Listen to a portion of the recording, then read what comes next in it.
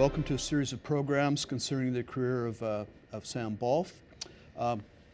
Martin Sager is my co-host. My name is Chris Gower. I first met Sam in 1971 when, as a high school student at Vic High, I became involved with a group of architecture students from UBC who were undertaking a study of Victoria's Old Town. Interestingly, that was my first occasion, my first TV interview. We've got a new interview with Sam, and I'd like Martin to account how that came to be. Well, Chris, thanks. I met Sam, well, on 40 years ago, when he was an alderman with the City of Victoria, and he invited me to sit on Victoria's first Heritage Advisory Committee. So dial on these many years, and I had an opportunity to record an interview with Sam at his Salt Spring Island home in May of 2016.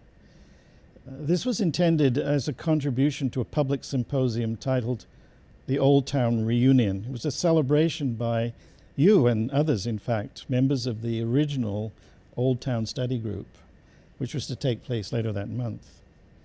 However, the interview expanded somewhat, and it provided Sam with an occasion to reflect on his own highly successful and very eventful career, and his thoughts on current urban planning issues in Victoria. Sadly, we lost Sam a couple of months later, and I'm glad we've had this opportunity now to listen to him publicly at the symposium, but also here to present this series in which we've been able to extract pieces from that afternoon interview.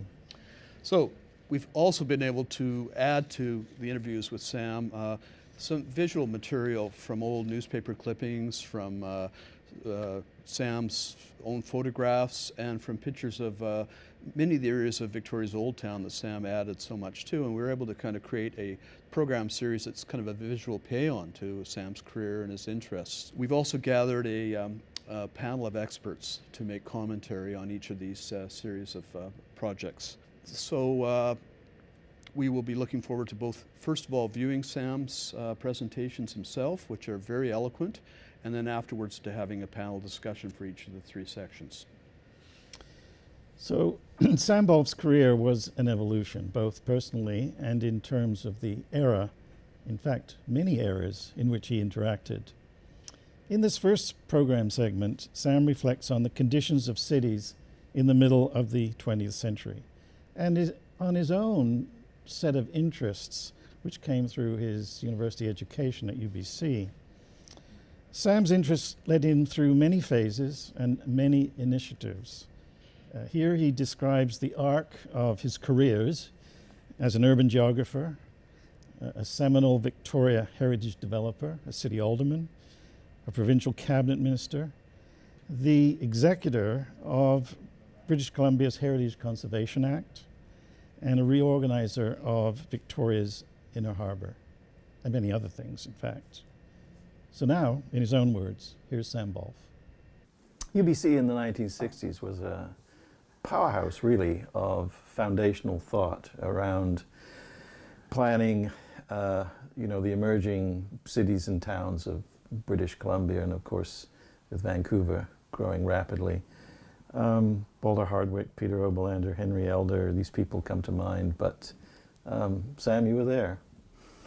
Well, really, as kind of an add-on to the main activity that of the day, where there were people saying that, North America was undergoing major urban growth and change and pressures, and some of the big issues included, what's going to happen to the old downtowns with the emergence of the dominance of the automobile and the freeways and the emergence of these massive suburbs and so on. And there was a small cadre of people at UBC, you've named them, notably in the School of Architecture, the School of Planning, under Henry Elder, and Peter Overlander, respectively. But I think very strongly so in the School of Geography, where I happened to take up my interests, and was stimulated by Walter Hardwick and a few visiting professors that he brought from various places in the world to talk about cities. And Walter's thesis, which we all embraced to a degree, was that change would be a matter of choice, that we could choose the sprawling urban model, or we could choose something different. And what might play a very key part in that, and Walter was very prescient in this sense, was that people were going to become more footloose, that people could very well end up just picking up and leaving the old industrial heartland, if you like, and start new communities, start new industries. In fact, one of my papers, which I did at that time, I did a paper on the case of Orange County in California, where, excuse me, where I documented that there were 20,000 contractors involved with the Apollo space program in one county. 20,000 working out of their garages and apartments and so on, and becoming the heart of, you know, putting a man on the moon. And then, of course, we had, just as I was attending university, and in fact going down to the University of California on a seminar, we had the emergence of the whole Vietnam and related uproar and cultural shift, particularly among the young, the emergence of flower power and all of this stuff. And so it was a time when we were trying to think of how this would all shake out in, you know, in the future. And so being there and hearing what the leading thinkers of the day were saying was quite wonderful. And then I had the opportunity with my colleague Eric Carlson, who eventually went on to become the Deputy Minister of Municipal Affairs for the province. We were hired by the old Lower Mainland Regional Planning Board to look at and propose the best route for future light rapid transit in Vancouver. And so we did outline something that looks very much like the Expo line from New Westminster in. Yeah. And then, just as we were getting to the point of finishing that work, the Gastown Freeway issue became, you know, just exploded with all of the consequences of that. And shortly after I left to go on to Victoria and begin what I was going to do, the political scene in Vancouver made a dramatic change with Walter Hardwick and Seti Pendicourb as another traffic analyst and engineer, and others from UBC became involved on Vancouver City Council and brought in a whole new era under the leadership of the mayor of the day, with Team being the new political group. Yes. And made quite a difference, because that's when they did the first, the same time Ron Bassford from the federal government was busy conceptualizing and driving the creation of the new Granville Island. And soon after Team took office, they began planning for all the housing along the south shore of False Creek, and a whole lot of new ideas about how to deal with the old industrial areas that had fallen into disrepair. But those associations, which I formed at UBC, continued into Victoria, because of course some of the people who were involved came to Victoria to live and participate there. Like, why did you move to Victoria? Well, at the time I should have been staying writing my master's thesis, but I got married, and I had to make a decision. Okay, where am I going to put my roots down? And Victoria seemed to be more appealing, because it was just, you know, I really found it a charming place, and I wanted to come to Victoria with. I came with an agenda to do what I could to carry forward the vision that my brother had set out years earlier. Unfortunately, he was otherwise occupied and would be until 1973, and finally moved to Victoria, and we collaborated on some things, and notably the Belmont building, and followed by Market Square. And but Nicholas had a very rich career as one of the province's leading heritage preservation architects. He was involved with the preservation of Barkerville and many ranches and so on all over the province. So I don't want to encapsulate his marvelous career in my activities. It's just that I had wanted to try to pick up where his vision had left off when he went off to live in Europe in 1963.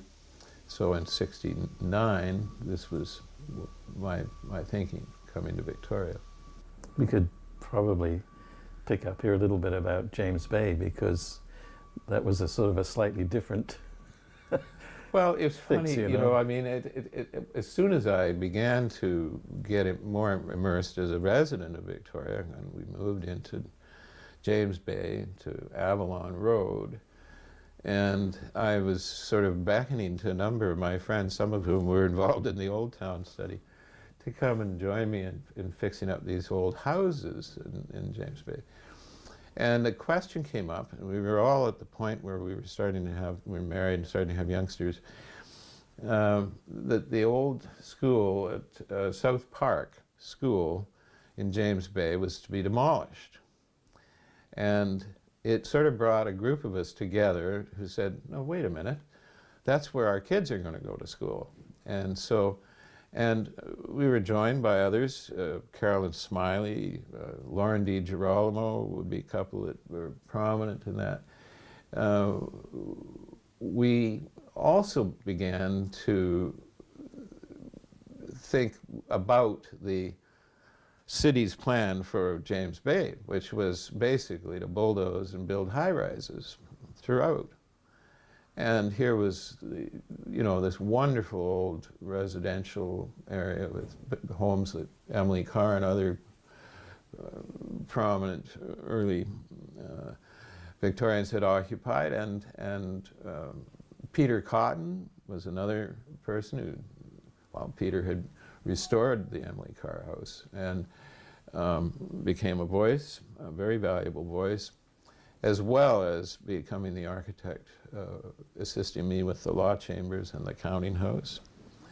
But it was cross-fertilization. All of a sudden, the idea emerged that, look, we need a new plan for James Bay.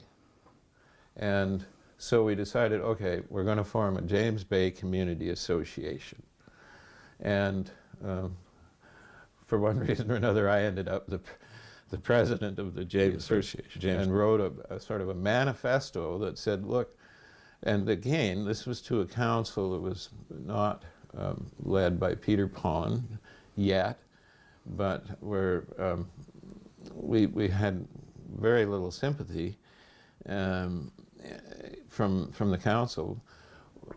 The idea was put forward that we needed a whole new plan for James Bay, and it needed to be downzoned to preserve the old homes, but that also every neighborhood in the city should have a planning process with participation from its residents.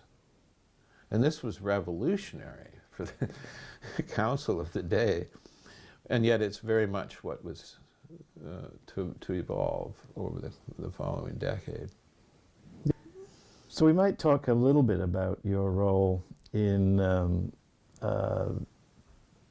redefining really heritage for the province, but setting it on a within a new, first comprehensive set of policies and institutions.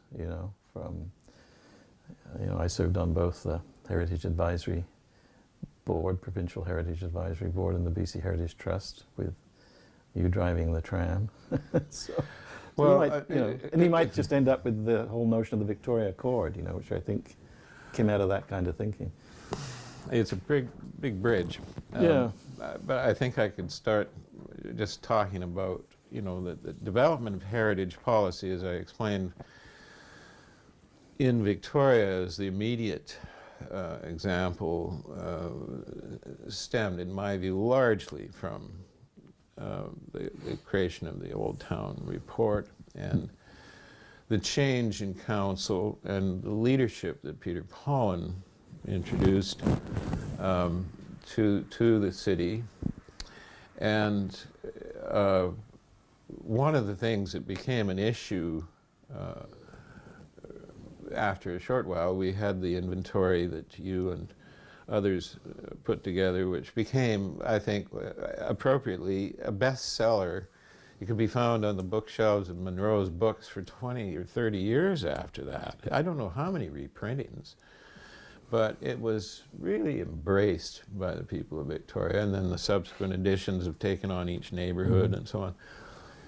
But going back to our initial start at City Council, one of the key people involved was Mike Young, Alderman Mike Young, later Mayor Mike Young, a wonderful fellow, conservative by nature and helpfully so in that sense, because he provided appropriate checks and balances on the enthusiasm and maybe unbridled enthusiasm that I brought to the subject. And we worked closely together. He, being the chairman of zoning, oversaw the rezoning of downtown and James Bay, apropos what I and others have been proposing, and myself as chairman of planning at that point, but earlier on as well.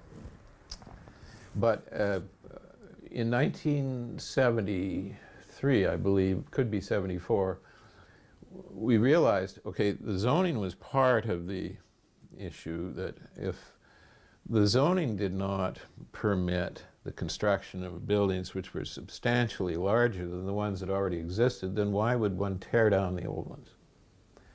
It was economical, as I've had shown, for the private sector to undertake the preservation of these buildings and get new economic value from them. In fact, I've contributed to a little book that Heritage Canada produced, something along the lines of the economics of heritage building preservation. But there was still the question of,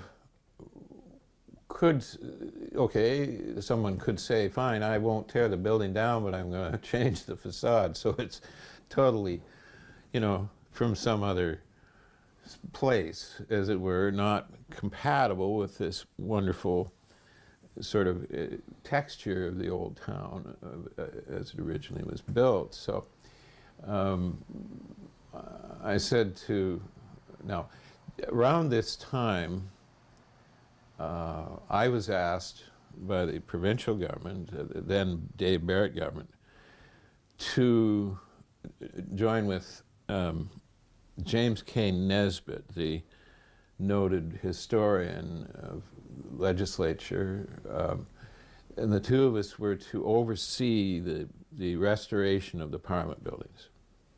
Now, in truth, that work was well in hand with the architect And George Giles, the head of Public Works, did an outstanding job. We found it almost salutary to what our role was. But this indicated that the province recognized what the city was trying to achieve and saw the necessity in its own right of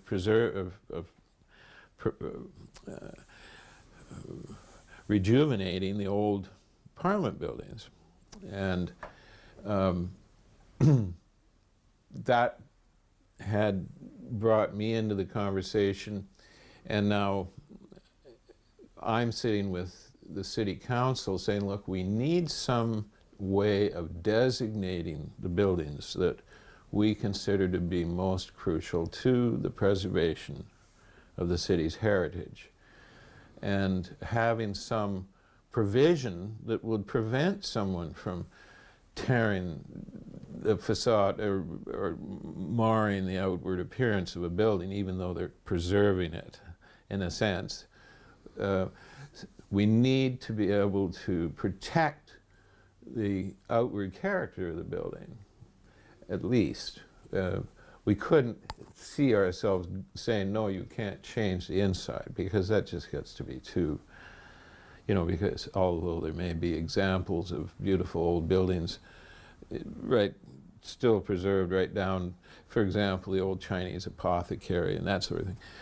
That's not the role of City Council, to get inside of your building and start telling you what to do beyond the building code. But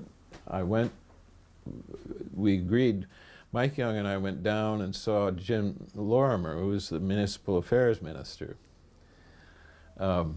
Great fellow, old tank commander from the Second World War. And it took all of 5 minutes for him to agree to insert a new provision in the Municipal Act allowing municipalities to designate heritage buildings in order to, in effect, prevent them from being destroyed. And so that was introduced, but the subject still lingered in many ways when I was brought into the provincial cabinet subsequently in 1976 and given responsibility for the province's historic sites and archaeological sites, along with the other activities, provincial parks and fish and wildlife and all those things, and and BC ferries. And so what I wanted to do was to create a new vision for preserving heritage. We had succeeded to a large degree, in getting this movement going in Victoria. But the province was rich with heritage resources that should not be lost. And the things that ranged from old roadhouses and ranches along the Caribou Gold Rush Road to a grist mill in Carameist, and the whole city of Nelson was just sitting there waiting, what was its fate going to be, because it had no economic activity. It had lost its university, and so I felt that the way to deal with this was to bring historic sites. At that time was basically a couple of people, Bob Broadland notably, who was focused notably on Barkerville and Fort Steele preservation. But we needed a whole new way of looking at things, and we needed a staff to do that, to go out and help people across the province. And so the result was that I authored the Heritage Conservation Act, which brought all these things together under one act, created a new branch of government with the resources to go out and work with the communities and with others, private owners and so on preservation of heritage, as well as boosting the focus on preservation of archaeological sites. At the time, the number of designated archaeological sites in the province, I believe, was something under 10,000. Now that may sound like a huge number, but you've got to bear in mind that's representing 200 Aboriginal nations. And these many sites, although protected to a degree, were not that well administered, and there were countless other sites that needed. Today, it's 40,000 have been designated. Okay. And so that should never be lost sight of. Yes, we were interested in the preservation of the built heritage across the province, but I think the biggest part of that whole period then became, okay, what we need a vehicle, beyond a bureaucracy, beyond the public service that would be dedicated to this subject. We needed a vehicle that could move more or less independently to assist and to some extent fund the special heritage projects that were ranked, given high priority. And so I asked the retired Chief Justice of BC, J.V. Klein, if he would chair an organization that was created under the Conservation Act called the BC Heritage Trust. And Martin, you were a very valuable member of that trust. And with Mike Young, too. And Mike Young, Lawrence Killam, and others, and all put in untold hours of your time, thankfully, going around the province, examining these situations. And you need only I'll go to one example. If you drive it, as I did about 10 years ago, I thought, well, I'll just take a drive up to Nelson. And, Nelson, you could have counted the people on one hand back in 1978, walking up and down the street. And I arrived, and the whole place had been rejuvenated. It was just teeming with young people, businesses. And again, there's young people. I think young people are the driving force for this sort of thing. It's an opportunity for them to create new digs for themselves without having to reach for the cost of new buildings and all that sort of thing. But the thing is, it took on a whole new personality when they started to do the restoration there. Everybody in the community got on board. And the people who moved in, it just picked up more and more steam. And today, Nelson is really, it's internationally known, of course. And they shoot movies there. So. Movies made there and all that sort of thing. Yeah. So I think the effort to put heritage, to brand the term heritage as being a vital part of British Columbia's public interest really was worthwhile. And again, it was simply a matter of creating a framework, as in the city of Victoria, and next thing you know, there were thousands of people involved, that took it up in some way or other and took on a life of its own. And that was very gratifying. A little bit of a different track. Sam, actually, you had a background in transportation geography, and that played a bit of a different role in your career, and I just wanted to probe that a bit. Well, actually, my field wasn't so much transportation per se. The thing I liked about the School of Geography at the time was that it was kind of a free-form curriculum. you could go in and you could say, well, look, I want to go over here and do some architecture, and I want to go over there and do some economics. And they would accommodate that to a degree. You had to do core geography courses. And, but for me, my education was essentially generalist in nature. I didn't become a technician in anything in particular. I was on the edge. You know, I remember doing one summer of work with a grad student or an instructor there that was going for his PhD, where we were analyzing locations for supermarkets. And it became, you know, a case of, okay, if we can build the right kind of model mathematically, we can then differentiate the comparative advantages of one location over another. And location studies are an important part of geography, and they do relate to transportation. And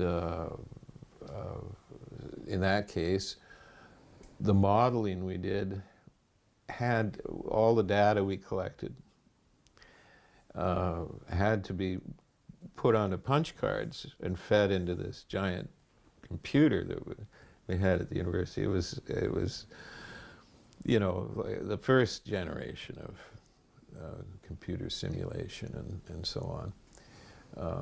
And so that was something I did. Okay, I also did forestry.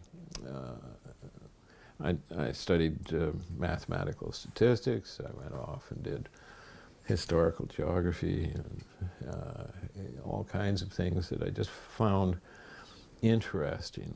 And it gave me an opportunity to just see. What it did was it showed me how diverse and interesting the array of talent we had, and how how they could interact in various ways in problem solving. And that was, I think, the core of my education. Because I do remember, I mean, you talk a bit about this, but Expo was first floated as an idea with the title Transpo. Well, no, So- actually it was, the original plan or concept of Expo was one that I put together and brought to a cabinet retreat, which we had at Harrison Hot Springs in November of 1977. But it started in the spring of 1977, and what transpired was I had been working on a concept to do something for the province in the nature of a celebration, which in this case would be commemorating the bicentennial of Captain Cook landing on the Pacific coast of Canada and claiming it for Britain. And in the early part of, this was only months after I was appointed to cabinet, we were busy writing the Heritage Conservation Act, but which we introduced that spring. But as a companion piece, I wanted to have this event as soon in 1978, the following summer, not summer of 77, but the summer of 78. And so I brought that forward, and I said, look, we could do something here where we could bring people from, you know, tall ships and naval regatta and so on from all over the world, because Cook was a great explorer, and have a kind of summer-long moving sea festival that would travel along the coast of BC. So we'd have major events in Vancouver, and all these tall ships and so on could visit these various ports, and we you know, would stimulate the economy, which wasn't that great at that time. Yeah, the concept of what became Expo. Well, which right. wasn't known at one point as okay. So Transpo. Yeah. So I had this successful run with Cabinet saying, let's have a celebration of Captain Cook the summer after this.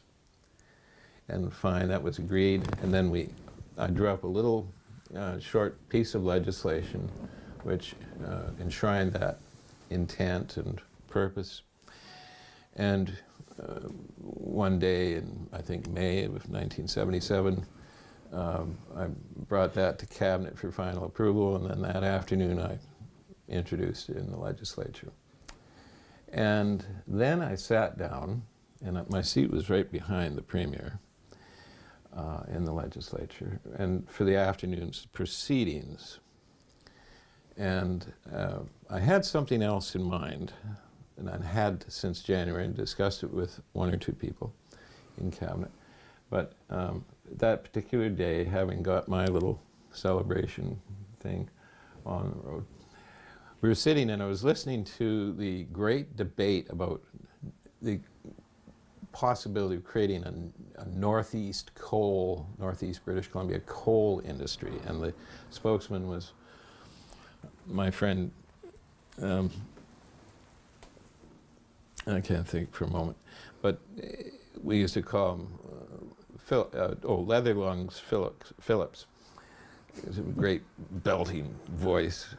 And he and the opposition were banging away at this concept of northeast coal, another case of Canada or British Columbia becomes a hewer of wood and drawer of water, if you like. And that's when I thought, okay, now I'm going to spring it.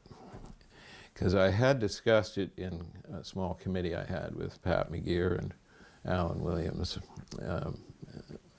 where we were responsible as cabinet to review certain policy and so on, that we're coming up to Vancouver's 100th birthday.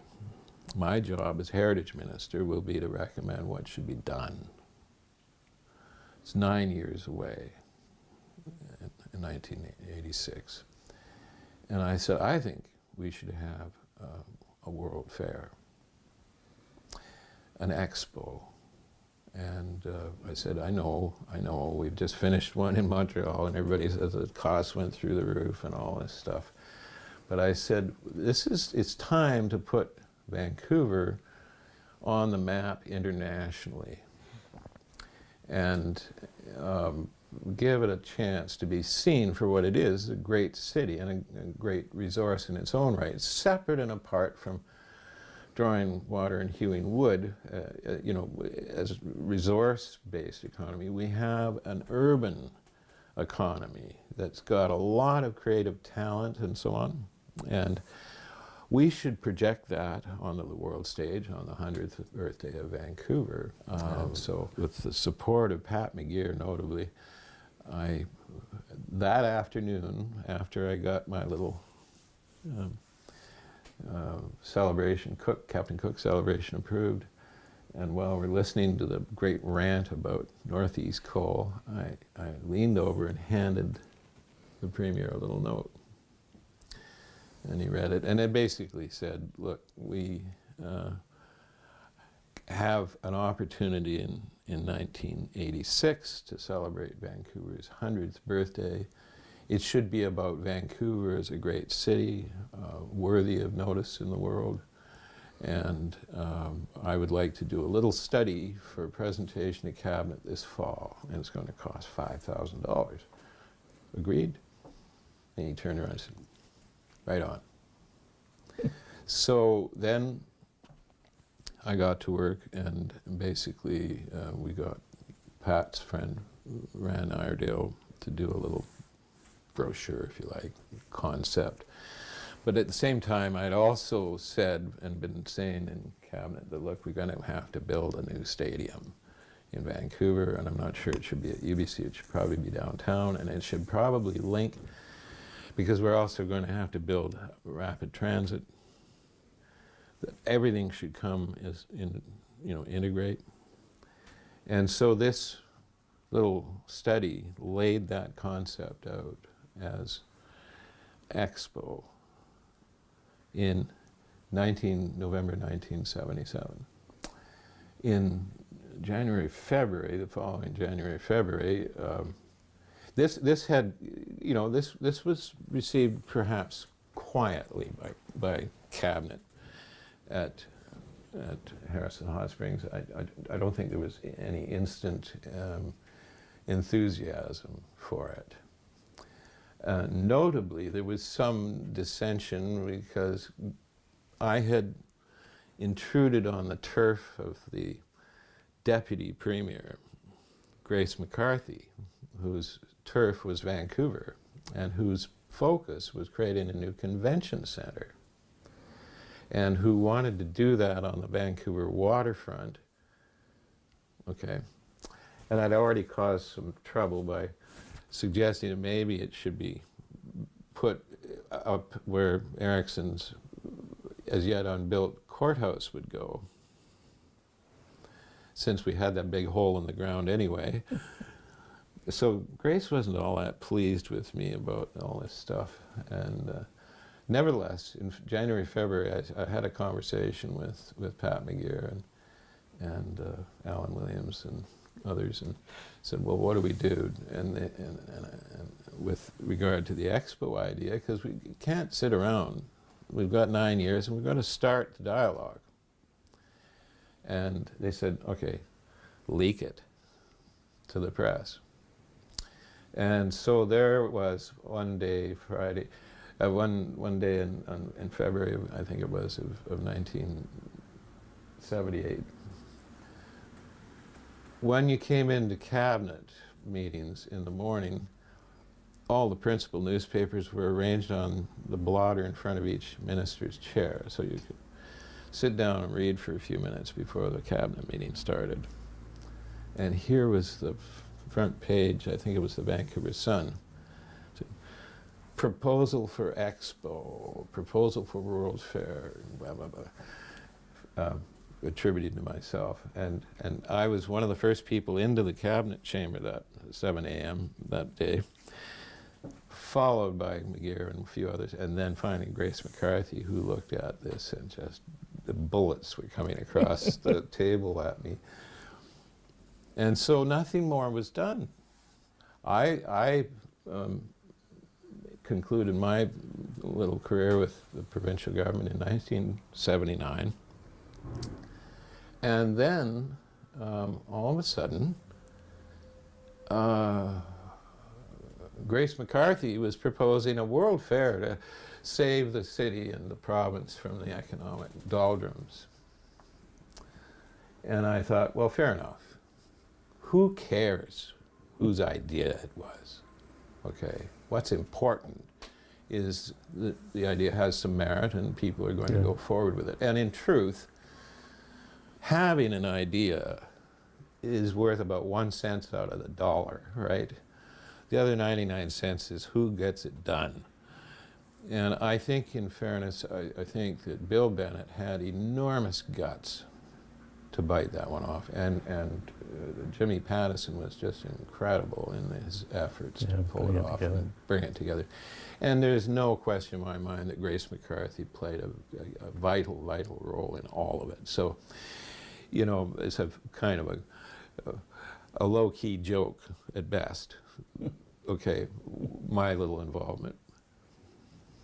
I want to go back actually, because something just occurred to me. You and I spoke about this on the phone, and we did this Vancouver conference, which was very important in the whole, you know, spreading the idea of heritage preservation provincially. And it was called New Life for Old Buildings. Does that trigger a...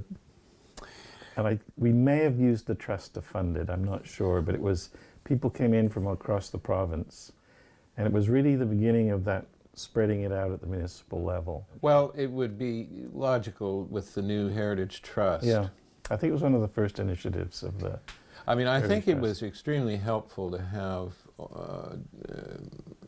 the former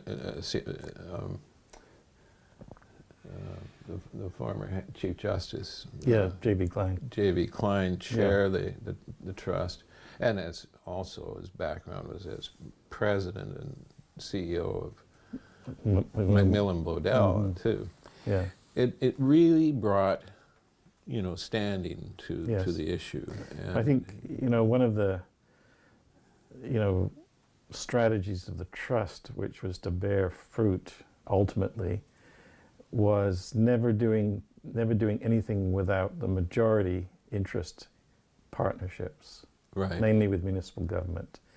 In other words, we wouldn't go in and help unless you had a heritage advisory committee, for instance. Yes. And that had to support, you know, and, you know, So there was a foundation. yeah, because, you know, in recent times, the province has almost totally backed out of it. Trust was let go, demolished.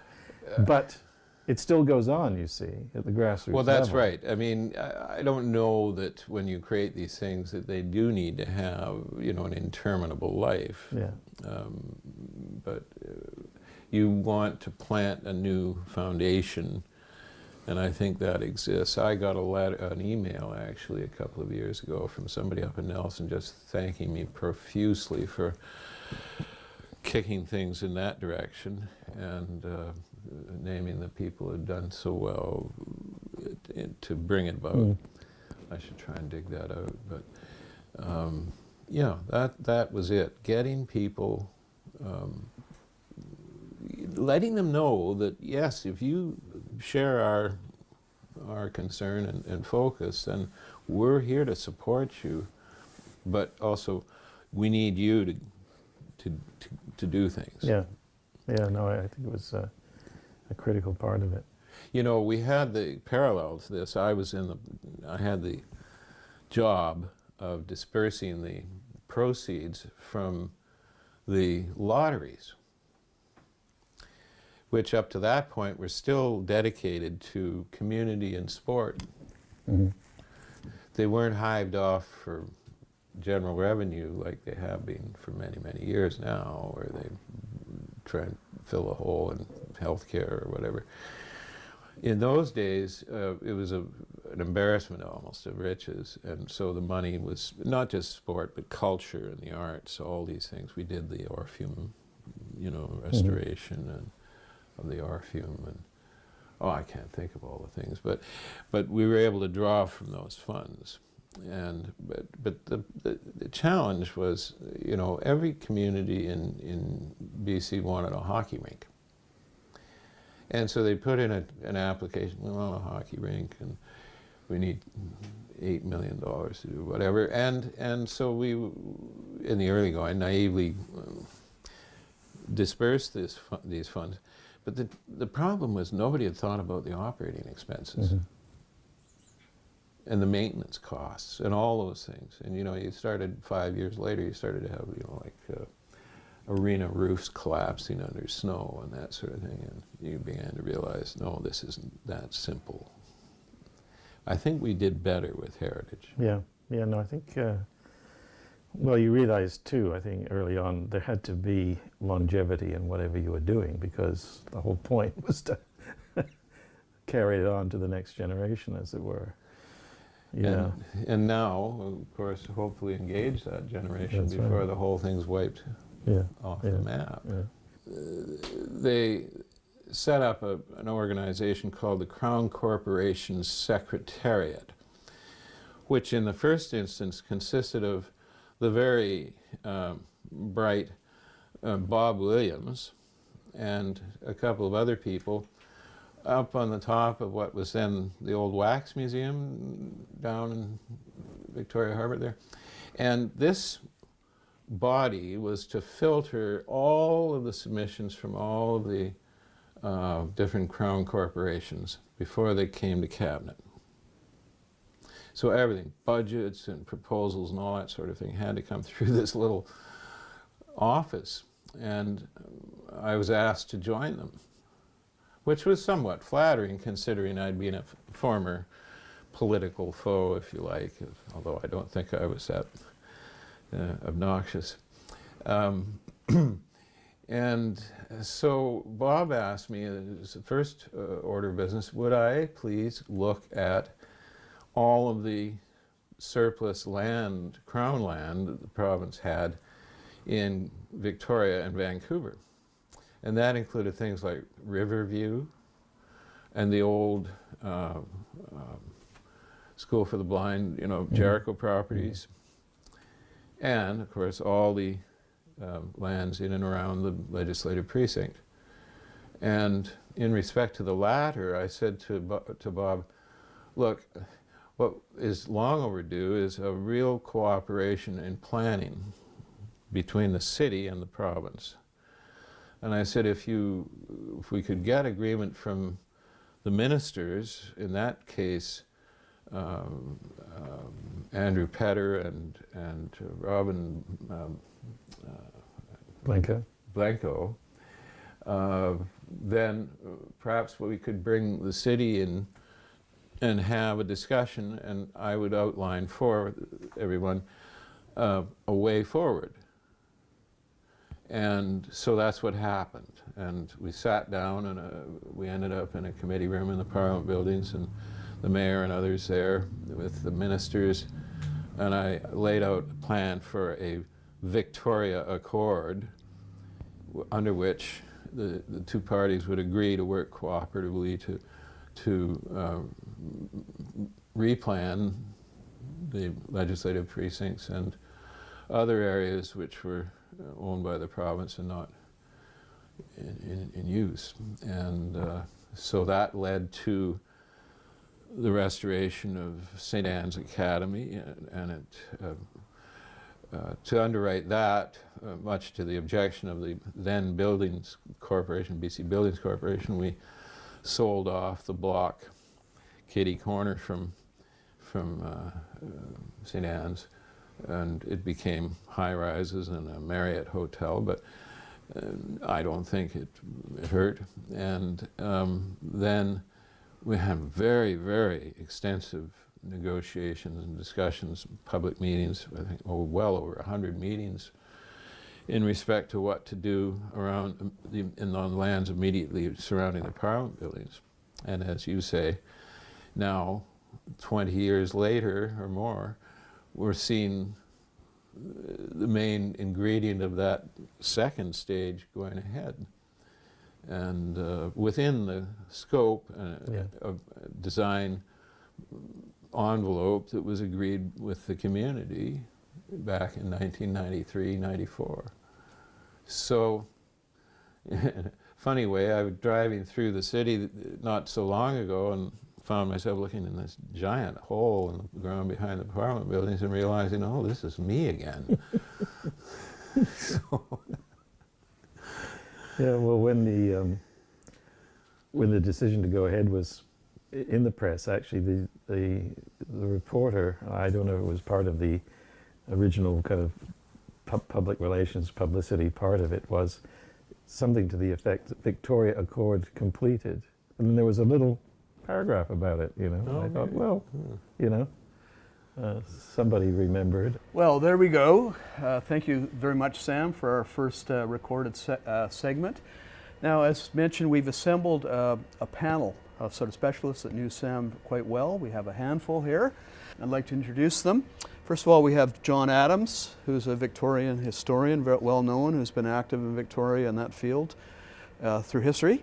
And then we have Councillor Pamela Madoff, who also has known Sam for a long time. Jean Miller, who's an active columnist and well known for his contributions to Victoria through Monday Magazine, Open Space Gallery, his ongoing commentaries in Focus Magazine. And over to Martin. Well, Chris, our panelist assembled today, knew Sam variously and from various points of view, and at various points in his career too. So I thought we'd open by asking each of them how they knew Sam, and I'd start with Councillor Madoff. Oh, thank you, Martin.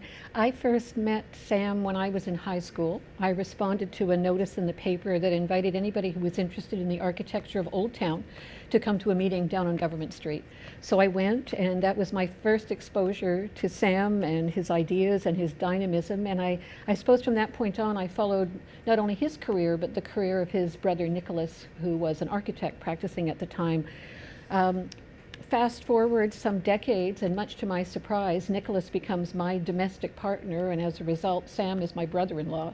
So we spent an enormous amount of time talking about planning issues and that sort of thing as well. And I think for me now, on City Council in particular, having grown up during that period and being very aware of both Sam and Nick's legacies, as a member of council, it's always in the back of my mind when it comes to decision making, the incredible legacy that we've been given and our responsibility as of stewards of that legacy. Thanks, Pam. Gene Miller, way back. I came to Victoria from New York City in 1970. Started Open Space, which was an art gallery and cultural center, in 1971. Some of you may remember that the lower floor of Open Space consisted of a zigzag boardwalk and a bunch of craft shops. And I think Sam visited Open Space, was mindful of the place, and had early dreams at that time of what he hoped to do in Bastion Square and Market Square, and as a result was mindful of not only the shops but the culture. He and I were friends as well with some of the sort of hippie scoundrels of the day. Laird Campbell's name comes to mind, as does Kerry Kelly's.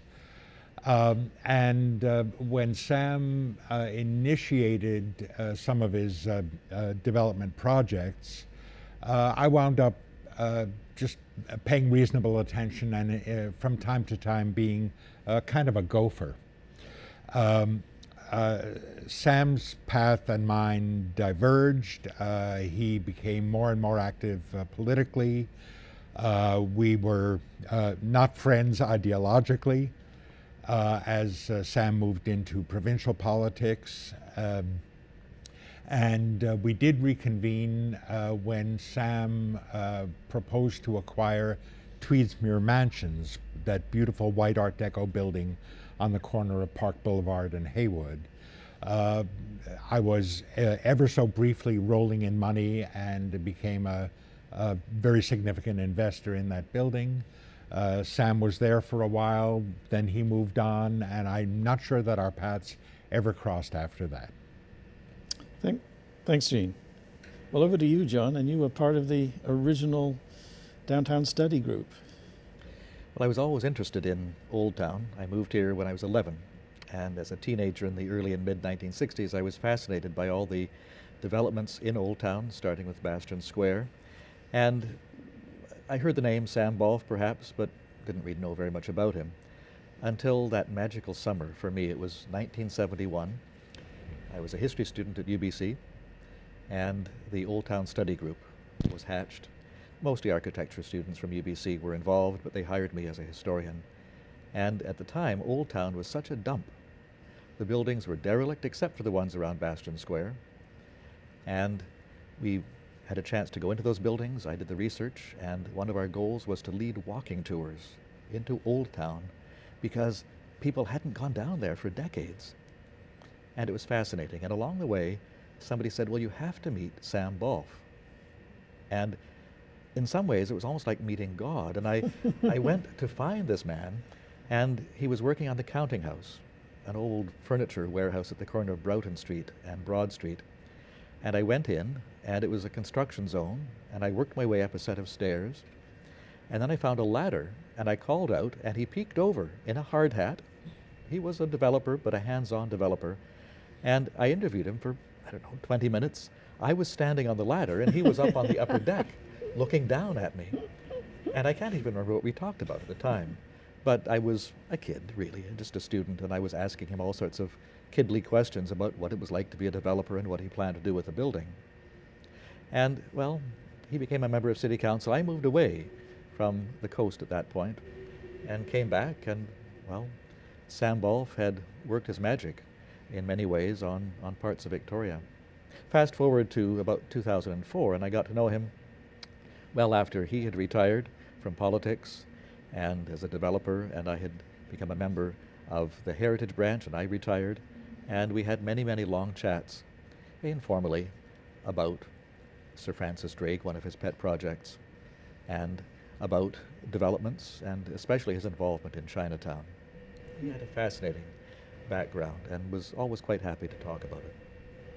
Thanks, John. I'll just also say that I knew Sam, reacquainted with Sam during the controversy over the Eaton Center. Sam became very active in that. I think all other 4 people here kind of had an overlap with Sam at that time. It was a real meeting point. And I vividly remember Sam's kind of concern and his engagement. I also remember him as a provincial figure, which a lot of this discussion has been about. So I'll just put another question to you folks to comment on Sam's overall career, I guess, in reflection of what we saw. So how would you package just in a few sentences a description of this array of interests and accomplishments, and that he did have such a multi-stage career? John, do you want to continue? In so many ways, Sam was really a Renaissance man and interested in so many things. And as we've been preparing for this panel, and we've had a chance to see some of the footage about Sam's various parts of his background, I'm amazed. I knew part of it. I had no idea that he had so many varied interests and that he touched on so many different things that I'm interested in now and which affect a lot of heritage planning and other activities that go on in Vancouver, Victoria, and other cities in BC. Pamela. Well, the range of his interest really was quite extraordinary, and the conversations that we had went on for hours and hours and hours on various topics. But I think the thing that really stands out for me was the importance of policies and developing policies. I mean, Sam did wonderful work as a developer, but I know that he realized that there's no good doing that if there aren't policies in place that ensure that that kind of work continues, regardless of who the developer is. And your reminder of the controversy around the Eaton Center issue and the Save Our City group that sprang up as a result of that. And my then husband and I were both very involved.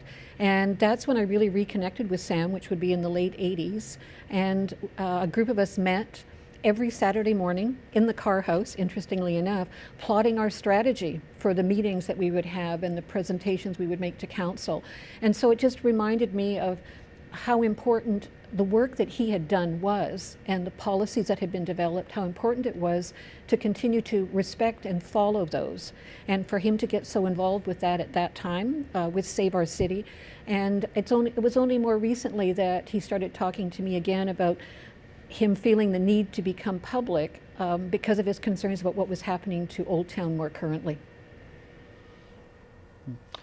Jean, you have a real interest in what you call community memory. I think Sam is kind of a memorable part of community memory. Maybe you can talk about how a city kind of moves to the future, and as different generations kind of make contributions to it in Sam's relationship. Nah, I can't talk about any of that. What I can say is that Sam is my definition of real estate developer. And I'm very sorry that there was no way to bottle Sam, because whatever it was that he had and did as a real estate developer is something that could be beneficially universalized within that profession, which is largely filled up with knuckle scrapers who do not have the community's or the city's best interests at heart. Sam absolutely did. As I say, I just wish there were a lot more of him during his active years, and I certainly wish there was a lot more of him now. Mm-hmm. So Martin, I'm going to turn to you and remind you of Sam's province-wide influence. And we saw both his heritage conservation interests and also his involvement in the genesis of Expo and so on. Over to you. My interaction with Sam was very much in the early years as we built out the heritage policy for the city through the Heritage Advisory Committee in concert with people like Peter Pollan, mayor at the time. And then onto his political career at the provincial level, where I was able to serve on both the Provincial Heritage Advisory Board and the Heritage Trust. And it was very much his bidding that literally sent us off around the province as two groups to first of all, define and articulate the heritage of the province, starting with archaeology. It was a very big push on archaeology from Sam's position.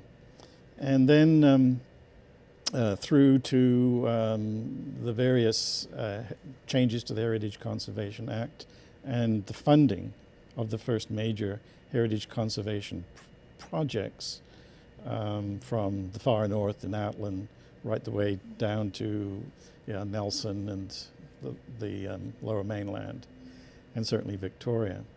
So it was a wide arc of interests. And then, of course, like many of you, intersecting with him over his Drake researches and some of his urban planning activities that were done outside of Victoria later on in his career.